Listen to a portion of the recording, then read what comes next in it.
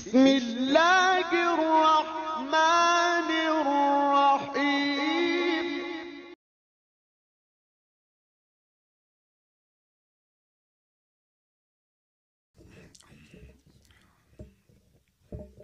بسم اللہ الرحمن الرحیم. الحمد للہ رب العالمین والصلاة والسلام علی اشرف الانبیاء والمرسلین وعلی آلہ واصحابہ اجمعین. اما بعد فاعوذ باللہ من الشیطان الرجیم. بسم اللہ الرحمن الرحیم. الف لام میم ذالک الکتاب لا ریب فیہ. آمنت باللہ صدق اللہ مولانا العظیم.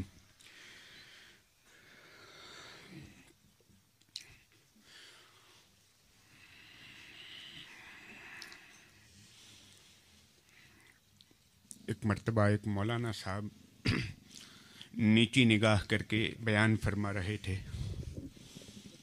تھوڑی دیر کے بعد گردن اٹھائی، نگاہ اٹھائی تو پورا مجمع غائب ہو چکا تھا. ایک صاحب بیٹھے ہوئے تھے. مولانا یہ سمجھے کہ بات کا ان پر اثر ہو رہا ہے، محنت وصول ہے. پوچھا آپ کون؟ تو بتلایا کہ میں مائک والا ہوں.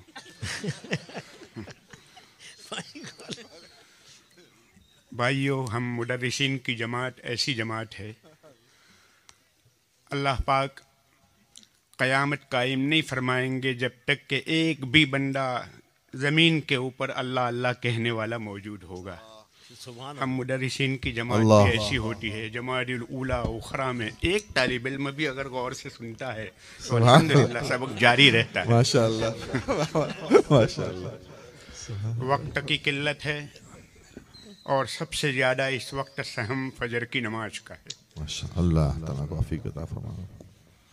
آئندہ میں گزارش کرتا ہوں کہ آئندہ ایسا نظام بنایا جائے کہ فجر کی نماز خطرے میں نہ پڑے. ایک نماز کی قیمت زمین و آسمان اس کی قیمت نہیں ہو سکتی. اللہ دنیا کے خزانے ایک نماز کی قیمت نہیں ہو سکتے. نماز اتنی قیمتی چیز ہے. اللہ کے خزانوں کی چابیاں ہیں. یہ جتنے خزانے ہیں سب کی چابیاں نماز ہے.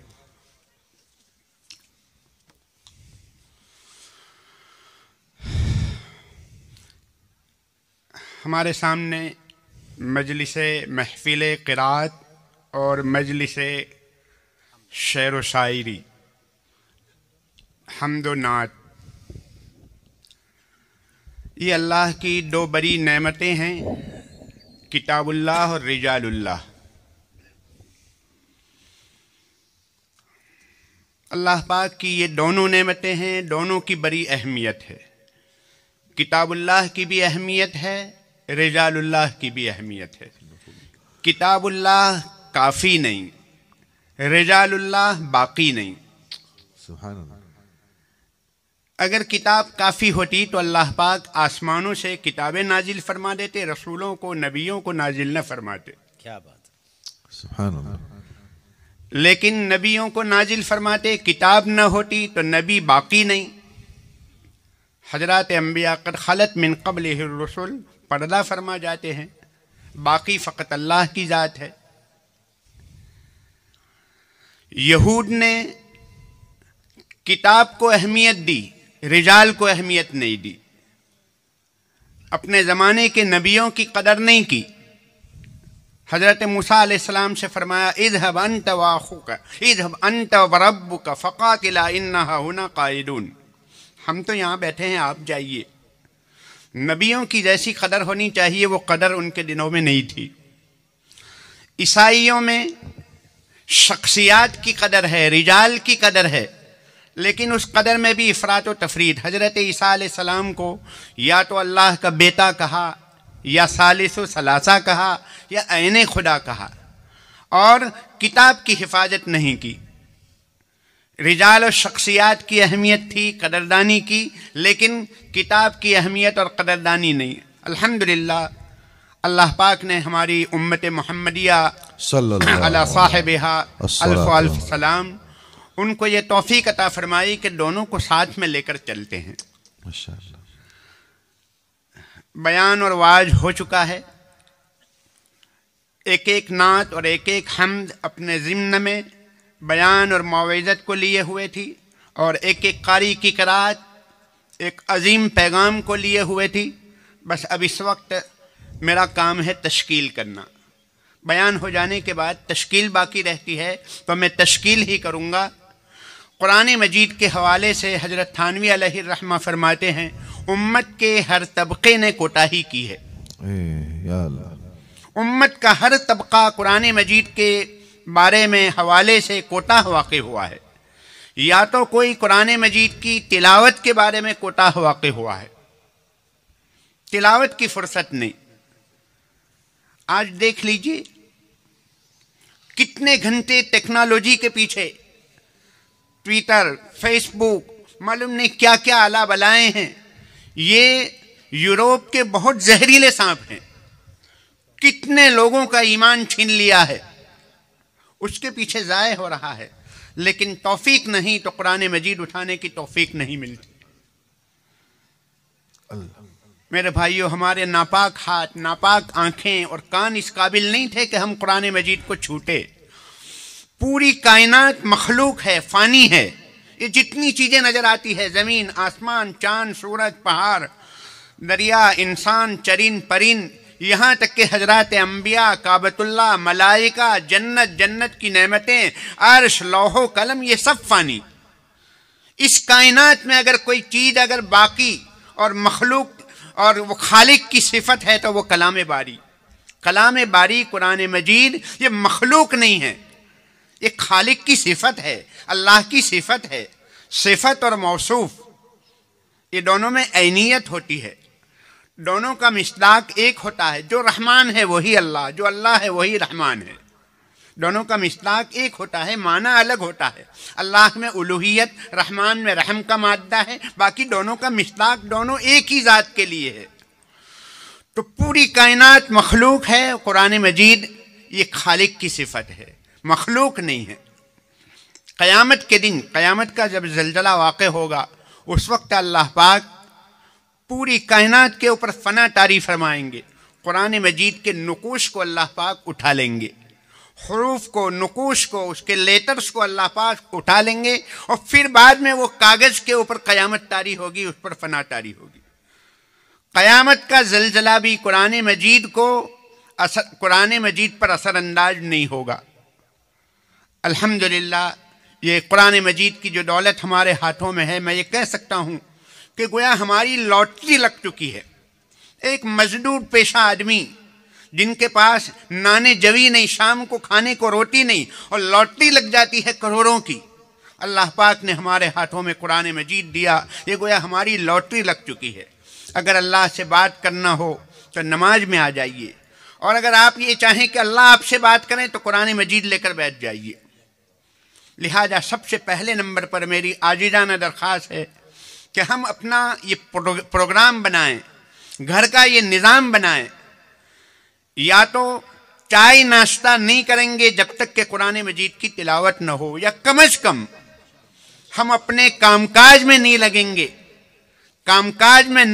گے، کھیتی باڑی میں، ملازمت میں، کاروبار میں، کوئی کام میں نہیں لگیں گے جب تک کہ ہماری تلاوت نہ ہو جائے.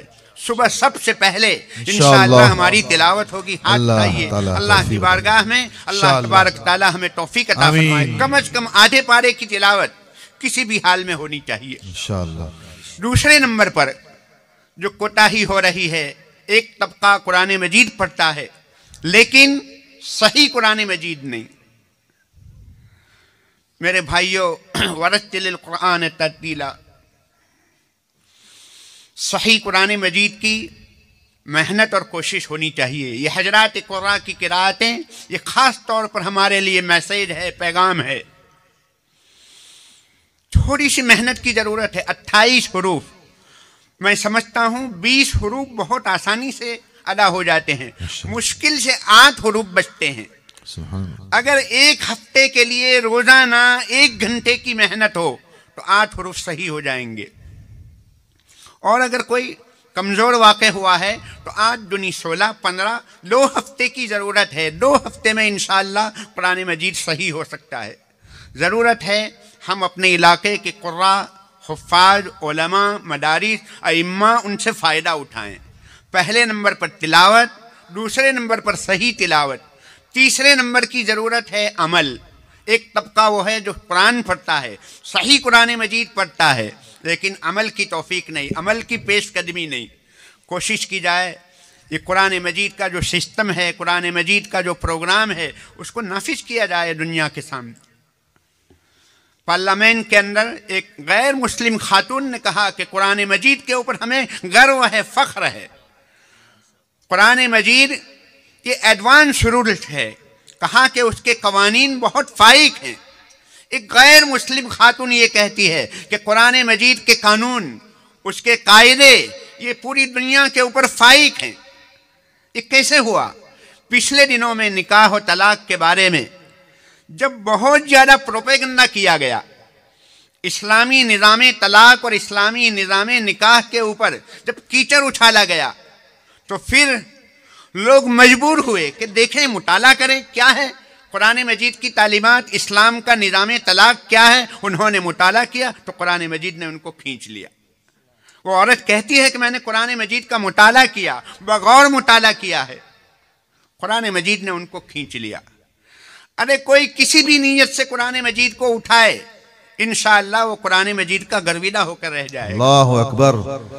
جنہوں نے طے کیا تھا کہ اسلام قبول نہیں کرنا ہے، لیکن اسلام نے ان کو قبول کر لیا. سویڈن میں ایک آدمی نے قسم کھائی تھی کہ یہ جتنے بلند منارے نظر آتے ہیں اس کو میں ختم کروں گا. تحریک چلائی، ابھیان چلایا، مومنٹ چلائی.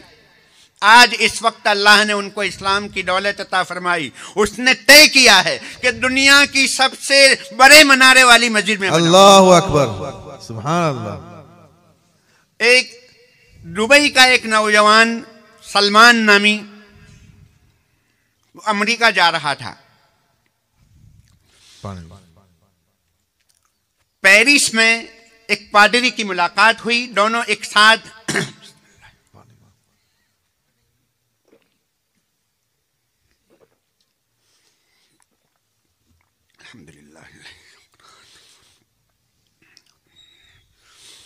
پیرس میں ایک پادری کی ملاقات ہوئی. دونوں کی سیٹیں فلائٹ میں ساتھ تھی.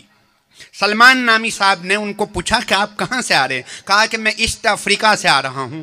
کہا کیسے جانا ہوا تھا؟ تو کہا کہ میں عیسائیت کی دعوت کے لیے گیا تھا. پوچھا کیا نتیجہ رہا؟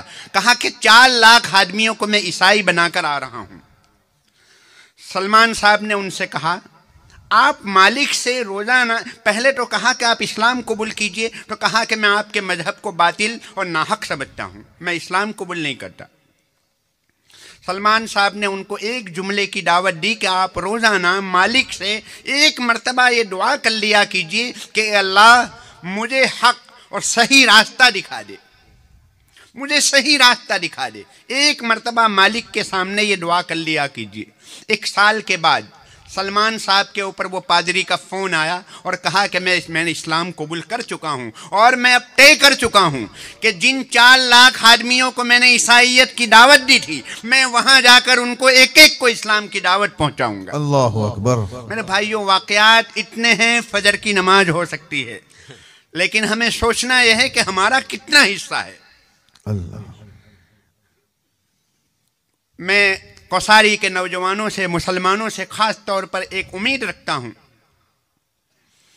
کہ ہم زکوٰۃ کو عام کریں، زکوٰۃ کے نظام کو نافذ کریں، ایک تحریک چلائیں، ایک خاص طور سے محنت کی جائے. ایک گاؤں ہم مثالی طور پر ایک نمونے کے طور پر پیش کریں. کوئی ایسا صاحب نصاب نہ ہو جس کی زکوٰۃ باقی رہے. زکوٰۃ کے نظام کو عام کرو، میراث کے نظام کو عام کرو. کسی کے وہاں کسی کی موت واقع ہوئی ہے، پہلے ہی ہفتے میں اہل علم، علماء، دیندار اور فکر مند حضرات و ذمہ داران کو چاہیے کہ وہاں جا کر ان کے سامنے اسلامی میراث کی حقیقت اور نوعیت ان کے سامنے رکھیں. تو میراث اور زکوٰۃ یہ دونوں نظام کو ہمیں اپنے گاؤں میں نافذ کرنا ہے. اور سود کو ختم کرو، سودی کاروبار کو ختم کرو. سودی لون، آدرش کھیتوت بننے کے لیے یا ٹریکٹر کے لیے، فلاں کے لیے لون لینا، اس کے لیے لون لینا. میرے بھائیو یہ سودی نظام کو ختم کرو. میں اہل کوثاری سے، کوثاری کے نوجوانوں سے، ہمارے اپنے بزرگوں سے میں عاجزانہ درخواست کروں گا یہ 2 باتیں ہمارے اپنے گاؤں کے اندر نافذ ہو. تو تیسری بات قرآن مجید کے اوپر عمل کرنا. چوتھے نمبر پر قرآن مجید کا ادب و احترام. 5ویں نمبر پر اس کی دعوت. قرآن مجید کی دعوت دوسروں تک پہنچائیں. ہم اگل بغل میں سفر کرتے وقت ہمارے ساتھ کوئی بیٹھے ہوتے ہیں، ان کو ایک اللہ کا نام نہیں پہنچاتے. گھنٹوں ہم ساتھ میں بیٹھتے ہیں. اللہ نے ہمارے ہاتھ میں کتنا قیمتی مال دیا ہے. ہمارے پاس جو سرمایہ ہے وہ بہت قیمتی ہے. کچھ نہیں ہے، دنیا خالی ہے. اسلام کے پاس جتنی تفصیلات ہے، جتنی دلیلیں ہیں، جتنا لٹریچر ہے، جتنی لائبریریاں ہیں، دنیا کی کسی قوم کے پاس اتنی نہیں. دنیا کے دوسرے مذہب کی تعلیمات کو اگر سمیٹا جائے تو بمشکل ایک آدھ سٹکیس کے اندر آ جائے گا ان کا سامان. اور ہمارے پاس ہمارا ایک ایک سبجیکٹ اس کے لیے بڑی بڑی بلڈنگیں ناکافی ہے. اتنا لٹریچر ہمارے پاس موجود ہے. یہ ہماری خوش قسمتی ہے. لہذا ضرورت ہے اس بات کی کہ ہم قرآن مجید کی تعلیمات کو عام کریں، دنیا کی دوسری دکھی قوموں تک پہنچائیں. یہ قرآن مجید کے اوپر ہماری جاگیرداری نہیں ہے. ہدی للناس یہ پوری انسانیت کے لیے ہے. اللہ تبارک تعالی ہم سب کو عمل کی توفیق عطا فرمائے. ہمارے ملنے جلنے کو اللہ تبارک تعالی قبول فرمائے. وآخر دعوانا ان الحمدللہ رب العالمین. بسم اللہ الرحمن الرحیم. الحمدللہ رب العالمین والصلاة والسلام علی اشرف الانبیاء والمرسلین وعلی آلہ واصحابہ اجمعین. اللہم لک الحمد کلہ ولک الشکر کلہ ولک الملک کلہ والیک یرجع الامر کلہ. ربنا ظلمنا انفسنا وان لم تغفر لنا وترحمنا لنکونن من الخاسرین. ربنا لا تزغ قلوبنا بعد إذ هديتنا وهب لنا من لدنك رحمة إنك أنت الوهاب. اللهم حبب إلينا الإيمان وزينه في قلوبنا وكره إلينا الكفر والفسوق والعصيان. اللهم اجعلنا من الراشدين. اے اللہ ہمارے گناہوں کو معاف فرما، ہماری خطاؤں سے درگزر فرما. اے اللہ ہماری خطاؤں سے درگزر فرما. اے اللہ ہمارے لیے گناہوں سے بچنا مشکل ہے، آپ کے لیے بچانا آسان ہے. اے اللہ ہمارے گناہوں سے ہماری حفاظت فرما. آنکھ کے گناہوں سے، کان کے گناہوں سے، دل و دماغ کے گناہوں سے اے اللہ تو ہماری حفاظت فرما. اے اللہ اپنا تعلق نصیب فرما، اپنی محبت نصیب فرما، اپنی معرفت نصیب فرما. اے اللہ اپنے دربار میں گرم گرم آنسو بہانے کی توفیق عطا فرما، کسی کا محتاج نہ بنا. اے اللہ ہم میں جو لوگ پریشان حال ہے ان کی پریشانیوں کو دور فرما. اے اللہ موت اس عالم میں آئے کہ زبان کے اوپر کلمہ طیبہ جاری ہو، دل ایمان کے نور سے منور ہو، آپ کے حقوق بھی ادا کر چکے ہوں. اے اللہ اور آپ کے بندوں کے حقوق بھی ادا کر چکے ہوں. اے اللہ ایسی پاکیزہ موت نصیب فرما. اے اللہ گناہوں کے اڈوں پر موت آنے سے تو ہماری حفاظت فرما. اے اللہ ہمارے بچوں میں اے اللہ ہمارے بچوں کو حسنین کا بچپنا عطا فرما. ہمارے نوجوانوں کو خالد ابن ولید، طارق ابن زیاد اور محمد ابن قاسم کی جوانی عطا فرما. اے اللہ ہمارے بڑھوں کے اندر ابو قحافہ کی قوت ایمانی عطا فرما. اے اللہ ہماری ماؤں کے اندر ماں حضرت خدیجہ رضی اللہ تعالی عنہا کا خدمت اسلام کا جذبہ نصیب فرما. اے اللہ ہماری ماؤں کو ماں عائشہ رضی اللہ تعالی عنہا کا علم نصیب فرما. اے اللہ اپنے فضل و کرم سے جناب نبی پاک صلی اللہ علیہ وسلم کے صدقہ طفیل سے ہماری دعاؤں کو قبول فرما. صلی اللہ تعالی علی خیر خلق محمد وآلہ واصحابہ اجمعین برحمتک یا ارحم الراحمین.